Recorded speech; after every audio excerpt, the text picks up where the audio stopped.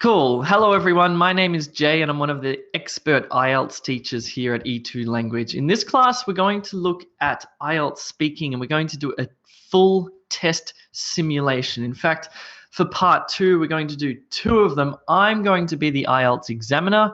You're going to be the student. You're going to do the full thing. And I want you to do this because you might be thinking to yourself, IELTS speaking couldn't be that hard, just have to chat to the examiner, just have to chat for 2 minutes. Well, you'll be surprised. On test day, it's a whole different story, especially if you suffer from anxiety or nervousness, because all of a sudden when that examiner hands you the task card and says you have to speak about this topic for 2 minutes, well, it's something that we don't do very often. So I'm going to give you a strategy for how to do part 2 effectively. And we're also going to look at the other parts as well. So just while we're on that, let's do a quick overview of IELTS speaking. IELTS say it's called the interview, long turn, and discussion, which goes for 14 minutes in total. But I believe that there's a better way to describe this, which is small talk, tell 3 stories, and discuss big ideas. These are the 3 things that you need to do, okay? So let's talk first about meeting the examiner, because that will happen. The examiner will sit you down and say, what's your full name? And can I please see your ID? They are the 2 preliminary questions when you start. So please have your passport with you. Then the examiner will move into part 1, which is small talk. Small talk, look, it's really quite straightforward. It's just to sort of, it is graded, this section, and each part becomes more difficult. This one's really quite straightforward. There's a little bit of a secret here though, and that's simply to elaborate or extend your answers. So when the examiner asks you, where are you from? Don't just say Sri Lanka or France. Say something like, I'm from a small town in the north of France in the mountains, which is on the border with Switzerland. Something like that. Just elaborate on your answers a little bit. Show off. This is about showing off your language skills. It's not about being shy. You're going to have to push through your shyness and show off what you can actually do. And when the examiner says, do you study or work? Don't just say, I work. Say, I work for a cool company called E2 Language, which is located in Melbourne, Australia. However, it's global in its reach. And what we do is prepare people for English language exams. Elaborate on your answers a little bit. Cool? Then something strange will happen, and the examiner will ask you a question that seems very off topic, such as, do you like flowers? And you're going to think to yourself, whoa, the examiner's gone crazy, but this is what the IELTS people do. They ask you where you're from and what you do, and then do you like going to the cinema? And you think, what? So just be prepared for that change of topic, and again, just give a more elaborate answer. Do you like flowers? Well, I would say, yes, I like flowers. In fact, I'm a big fan of gardening. I think flowers are particularly pretty. I'm not very good at giving them to my girlfriend, however. Something like that. Fine. Then you move on to the difficult part, which is part 2. And what I want you to do is to tell 3 stories, and we're going to look at a strategy called IPPF. So what's going to happen is the examiner will hand you a task card, a piece of paper, a topic. You will have 1 minute to prepare to speak and then 2 minutes to talk about that topic. Now, this is a weird thing to do, and it's not something that we use in conversation. It is extremely rare for one person to talk for 2 minutes about a single topic, unless you're telling a story, which is what I'm going to teach you how to do here. But you definitely need to prepare for this, because when I did my IELTS and I did this and I did get a 9 for speaking, I must say 2 minutes is a very long time for one person to sit and speak for. It feels like an eternity, okay? So you need to prepare. So imagine that the examiner hands you this task card and it says, talk about an email that you received which you liked. You should say who sent it, when you received it, what the content was, and explain why you liked it. If you're feeling adventurous, you can pause the video here and just try to do this. Time yourself for 2 minutes if you're on YouTube. But I can guarantee you're going to find this extremely difficult, okay? So we need a strategy. We need a strategy. Just before I get to that strategy, I'm just going to check that everything's okay. Everything's happening. Cool. All right. Good, good, good. Back to the strategy. Here we go. Back to the strategy. IPPF. This is the strategy. The I didn't put this in, stands for introduction, but then past, present, future. So introduction, past, present, future. This is how we're going to battle. This is how we're going to do this effectively. Okay, so we look at our task card here about talking about an email, and we're going to tell 3 stories: a past story, a present story, and a future story. And I'll tell you why in a second. It says talk about an email you received. Okay, so Jay from E2 Language must be wrong because it's saying talk about one email that you received in the past. Are you allowed to talk off topic? The answer is yes. I'm going to talk you through what the IELTS examiners are listening for and how they grade you, okay? There are 4 things they grade you on, or kind of 5. This one here is called fluency, which is how smoothly you speak. The other one here is coherence, which is how well you connect your paragraphs together, how well structured your speech is. This one, lexical resource, means vocabulary. Then you've got grammar, and you've got pronunciation. There is nothing here about topic, okay? And in fact, what I did is I emailed an IELTS examiner, and I said to this guy, I said, hey, I've got a great strategy for IELTS speaking which maximizes IELTS test scores. Is this okay? And he emailed back and he said to me, yes, this is fine. Your strategy is really good because the speaking questions are not like the writing, and being a little tangential or speaking off topic is fine.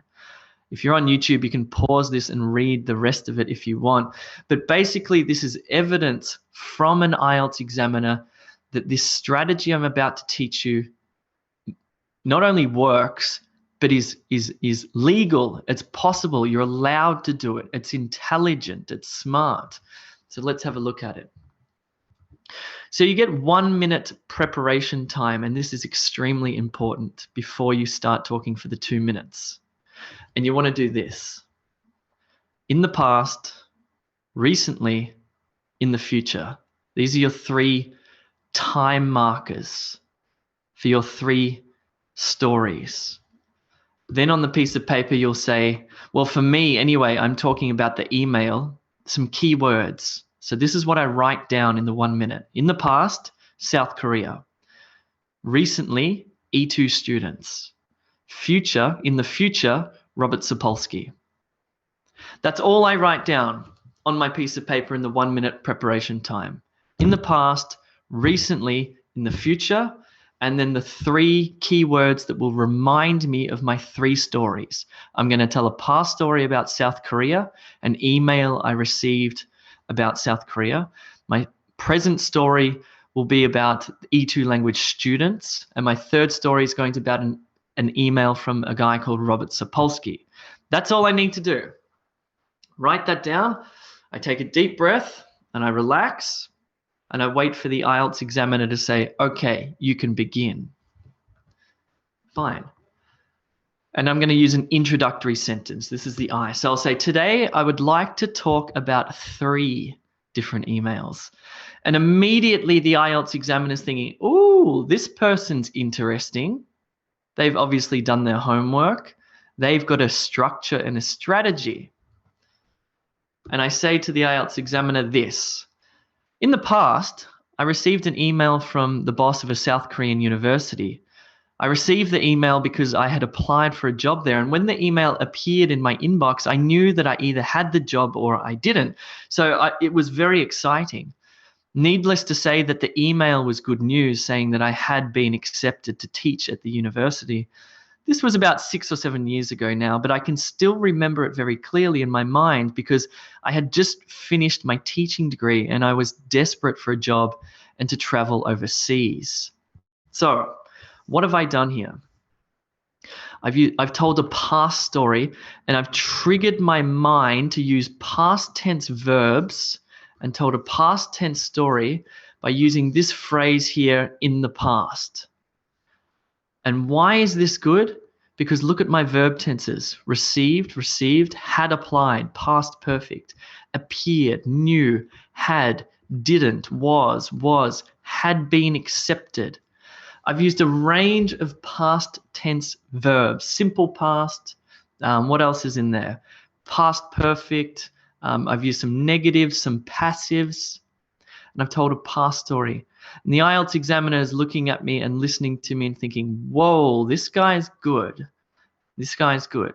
And I've also connected it to the idea of the email. I've talked about who sent it to me. It was the boss. When I received it about 6 or 7 years ago, what the content was, that I got the job, and I explained why I liked it because I wanted to get the job. Fine. So I'm on topic, and I've told my past story.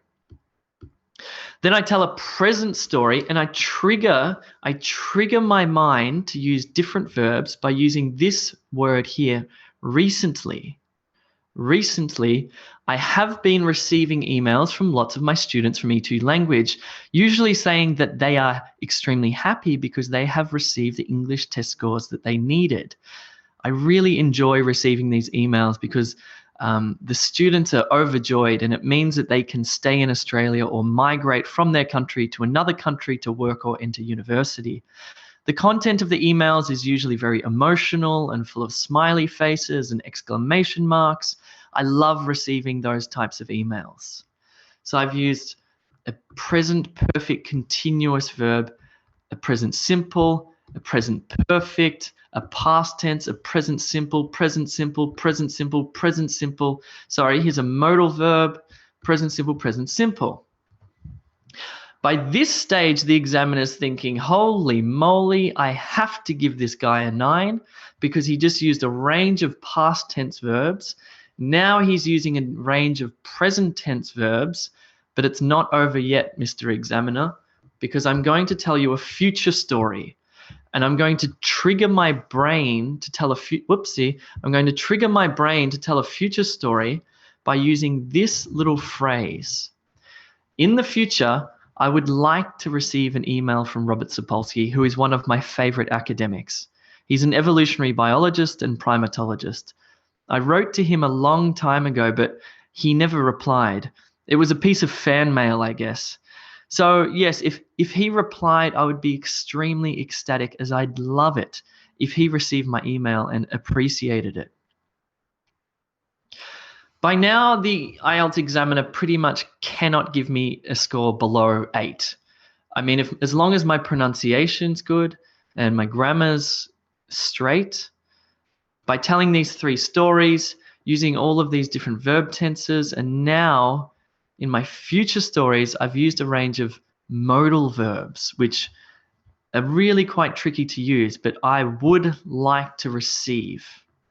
Is, past tense, that's fine, past tense. I've mixed it up a little bit. Conditionals, if he replied, I would be ecstatic.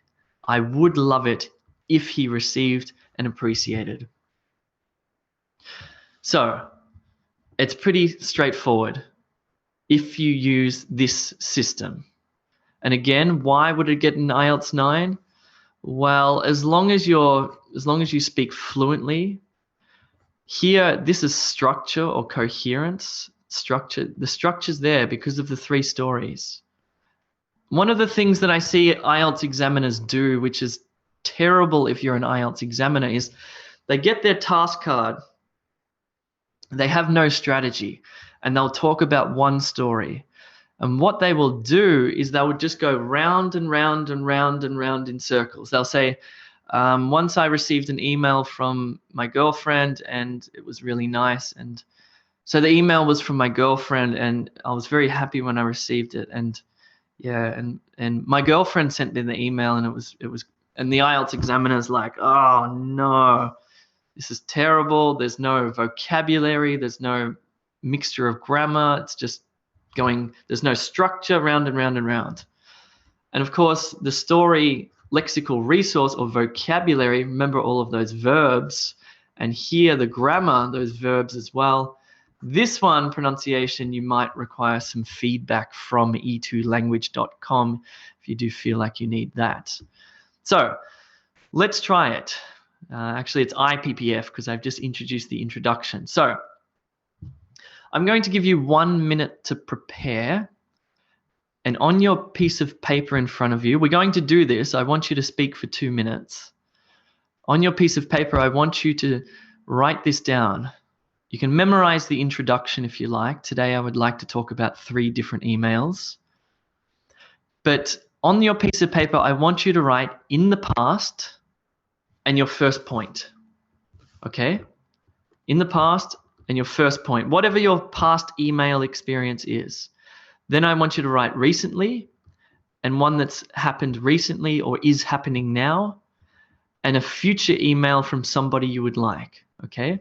I'm going to give you 1 minute to prepare and 2 minutes to speak. Your preparation time starts now.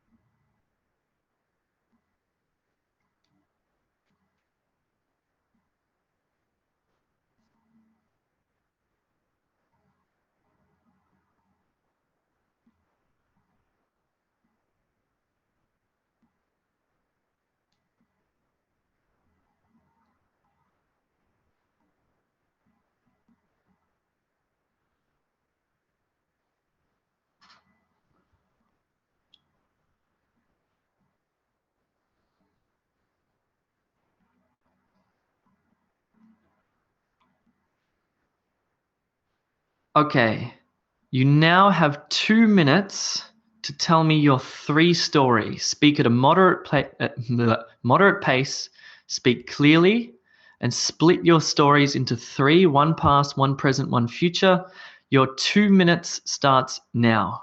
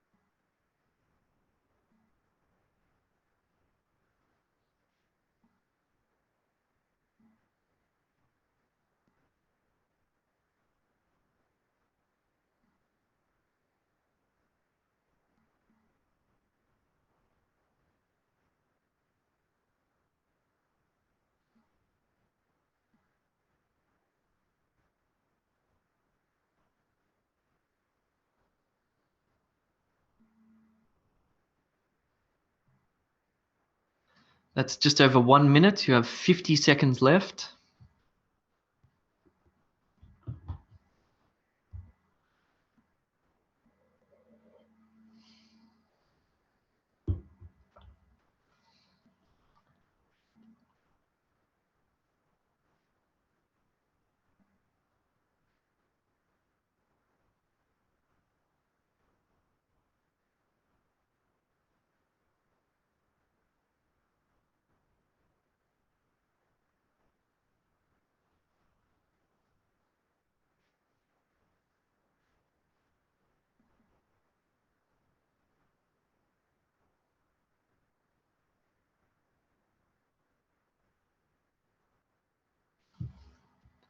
And stop. That's 2 minutes.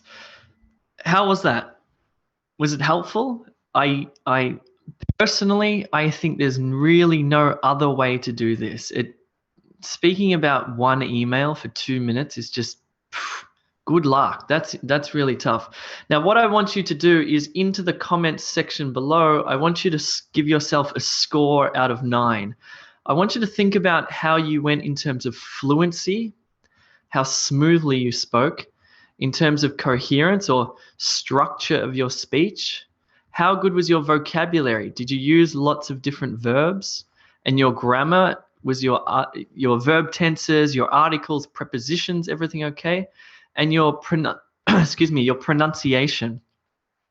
So give yourself a score from IELTS 4 to IELTS 9 and put it into the comments below. I'll be interested to read them to see what you think of that. By the way, I should just mention here, if you are struggling with your IELTS, please stop trying to do it by yourself. This is a really tricky test. Language is a really tricky beast. If you need help, check out e2language.com. Check out the packages we have where we give you feedback and tutorials and methods and strategies and all sorts of stuff, as well as live classes every night of the working week. Cool. All right. Let's do another one. I want you to try again. This time, I'm not going to show you the section, am I? I can't remember. This time, this is your task card here. This is your task card. Just let me see what I've got. Yes, we're going to do it again. The task card says, talk about an interesting neighbor you have had. You should say who this person is, how often you see him or her, how long you have known him or her, and explain why you think this person is interesting. Again, you're going to have to talk about 3 people. So I want you to use these notes. Let's do one more. You have 1 minute to prepare, starting from now.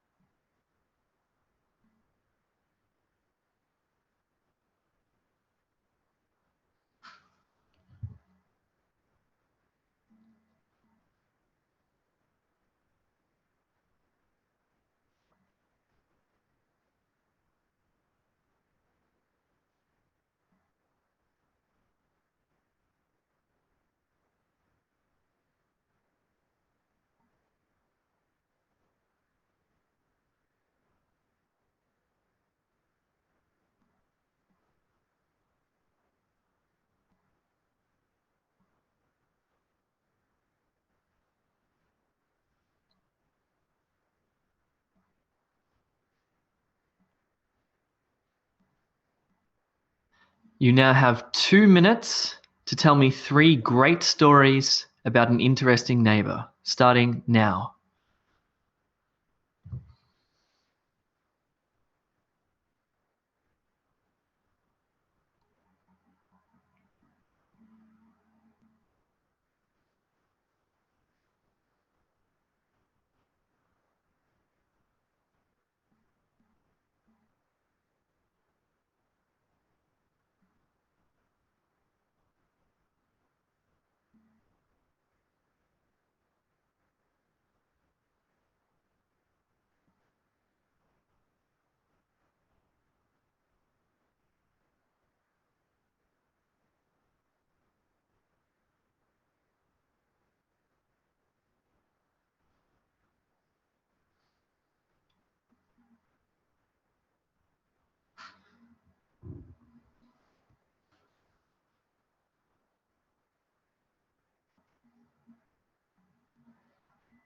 That's 1 minute. You have 1 minute left.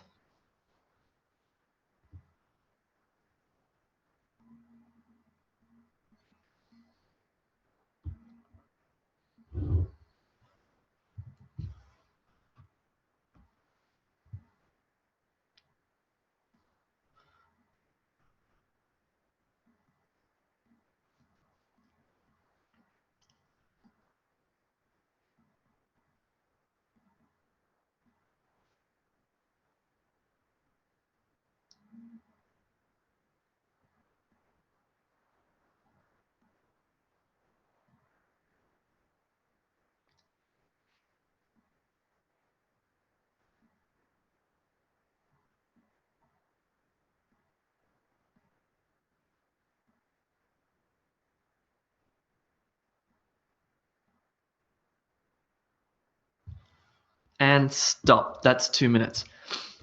How did you go? Did it make it easier? Again, type into the chat below, the comments section, what you believe you would have scored out of 9. And while you're there, please click like and subscribe to this channel so you don't miss out on any of the videos we produce. Okay, someone in the YouTube chat just asked a good question and said, Jay, this PPF strategy won't work for all topics. What happens, for example, if it says talk about a person you admire? Okay, well, let's just do this. Let's see how this can work. You need to be creative, but talk about, okay, let's change it. A person, whoopsie, sorry, my writing's terrible. A person you admire. Okay, a person you admire. So we want to talk about the past, the present, and the future. So in the past, I will talk about my grandmother. Okay, she's recently deceased, but she is someone that I admired, so I could talk about my grandmother. Presently, I'll talk about my boss. I admire my boss, okay? In the future, I would like to admire my children or my child. Okay, you have to be creative with this. If it talks about a book, talk about your favorite book. Talk about your favorite book as a child, a book you're currently reading, and talk about a book that you would like to read by a new author. Let's keep thinking of different examples. What about if it says, I don't know, talk about, what was mine? What was mine? I can't remember my topic from when I did the IELTS. Oh, no, my topic was talk about an experience that made me angry. That's right, because it was quite a personal one. So sure, I could talk about when I was 6 years old and my brother stole my bicycle. That made me angry. Present, recently I've been having arguments with a colleague at work. And in the future, maybe I would say, I don't want to be angry anymore with people. And I could talk about how I'll use a strategy to not be angry or something like that. Again, you're not speaking off topic. There is no such criterion about speaking off topic. Of course, if you start talking about your favorite day at the beach when they've asked you about being angry, yes, the examiner is going to mark you down on vocabulary, but only because you're completely off topic. As long as you're around the topic, it's fine. There's nothing the examiner can do. They're just listening to your grammar, vocabulary, fluency, pronunciation, and structure. That's it. So again, just be creative. It also raises another interesting point that I'd like to talk to you about, which is, and I'm just being reminded from when I did my IELTS, is you don't need to tell the truth. This is not a test of honesty or anything like that. This is a test of just language skills, and you're telling a story, and stories are often untrue. You're not being dishonest at all by doing this. Like, for example, let's say that talk about a book that you would like to read in the future. Maybe I would like to read a book that I am going to write in the future. Whatever. It doesn't need to be truthful. You can just let your mind go with the story. Try not to restrict yourself or be too worried about being honest with this IELTS examiner. The IELTS examiner doesn't care if you're telling the truth or not. The IELTS examiner just cares, again, about your vocab, grammar, pronunciation, fluency, and structure. That's it. Cool. Right. Now, what did my notes look like? So this is what my notes look like on test day. I wouldn't have that. I would just memorize the introduction, and I would just have this. So talking about my neighbor. So in the past, I had a fabulous neighbor named John. This was when I was about 6 years old. He was the most lovely, lovely man that I've ever met. I used to go up and work for him in his garden because he was actually a quadriplegic and he was in a wheelchair. We became extremely close friends, and I used to visit him every single day after school. I knew him until he died, which was about 3 years ago. Then I'll move on to my present story. More recently, my next door neighbor is a girl named Kristen. She's very lovely. She rides a red Vespa, and she's extremely trendy. Sometimes I see her smoking cigarettes and drinking coffee out the front of the cafe. We often have chats about what we're doing with our jobs, blah, blah, blah, blah, blah. Future. In the future, I would like to have no neighbors at all, to be quite honest. I would love to live in the countryside. One of the good things about living in the countryside is that you do not have to have close neighbors. So you don't have to worry about music or hearing people shout at each other or whatever it is. Again, I'm just being creative. I'm just letting the words come to me. Cool. All right, let's move on to part 3. Part 3 is where you discuss big ideas with the examiner. IELTS call it the discussion, but the key here is that you want to be interesting and philosophical and fascinating. You want to walk out of that IELTS examination and you want the IELTS examiner to go, whoa, that guy is really interesting, or that girl's really smart, or she has really interesting ideas. You need to, let's face it, IELTS, you're speaking to a human being, right? And you want to move that human being emotionally. If you can do that by being interesting, by being deep, even by being emotional, sometimes it's going to be hard because you're going to, I don't know, things will come up in this exam. Like I just discussed my neighbor whom I was friends with, for example. Just do that. It's fine. Try not to restrict yourself. Move that IELTS examiner to give you the, to go from the 7 to the 8. So how do we do this? Well, let's just do a bit of practice. This really is just deep conversation. So one of the questions that follows on from the task card might be something like this. Do you think you should be friends with your neighbors? And what you do here is you apply the strategy that we looked at in part 1, which was to simply elaborate, but also be philosophical and deep. So let's just do this. I'm just going to give you 20 seconds to answer this question. Your time starts now.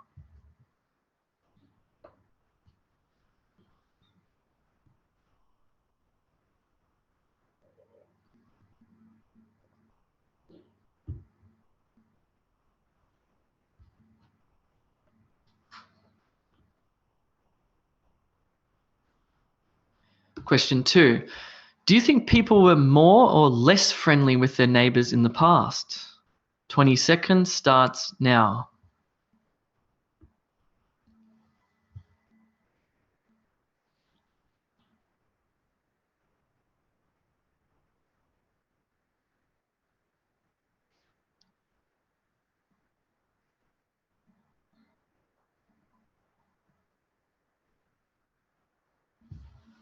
Question 3. Do you think neighbors are more important in the countryside or the city? 20 seconds starts now.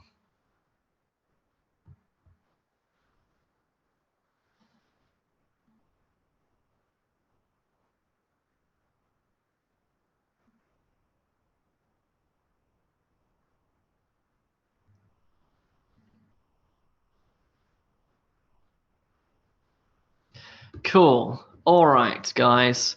If you need help with any part of your IELTS, do check out www.e2language.com.